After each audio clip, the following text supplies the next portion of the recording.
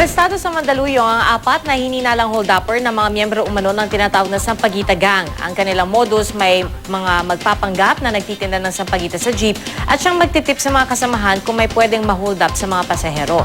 Balita natin ni Victoria Tulad. Matapos nang nangyari kina Elaine at Ralph, di nila tunay na pangalan, iiwasan na raw nilang umuwi ng 10 oras ng gabi. Alas 11 noong Sabado ng gabi, tinutukan ng baril at hinold up sina Elaine at Ralph sa loob ng sinasakyang jeep. Sumakay daw ang mga hold-uppers sa Parklea Jeep Terminal sa Mandaluyong City. Paalis na yung jeep habang nasa daan.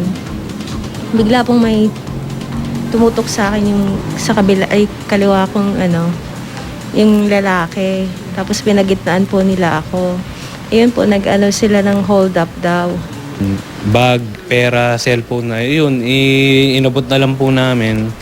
Hanggang sa yun, nagbabaan na rin po sila. Mga bandang Pioneer po, mga Pasig po sila bumaba.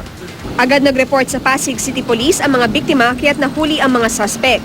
Nag-backtrack kami nung nagpunta rito yung mga complainant na nakita namin na itong mga grupo ay bumalik uli doon sa area which in doon sa may Parklea Mandaluyong to get another victim. Isang kalibre 38, 2 kutsilyo at isang screwdriver ang na-recover na patalim mula sa mga hinihinalang hold-upper.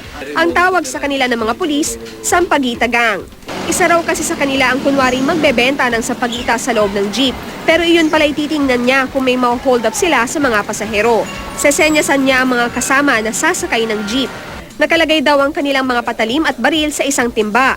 Ayon sa otoridad, ilang beses nang nagpabalik-balik sa kulungan ang team leader ng grupo na si alias Marlon dahil din sa kasong pagnanakaw. Sa apat na suspect, isa ay 16 na taong gulang. Ang babaeng nahuli kasama nila ang nagtatago raw ng mga nakulimbat. Nakuha mula sa kanya ang ilang cellphone, mga ID, pera at kaunting gramo ng shabu. Tumangging magsalita ang mga suspect.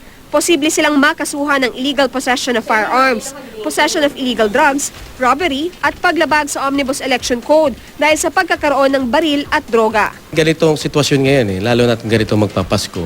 Kung may mga area po na maraming kalimitan po, maraming reported na may mga hold up and robbery hold up po, maaari pong lagi na pong pasubaybayan po yung lugar po.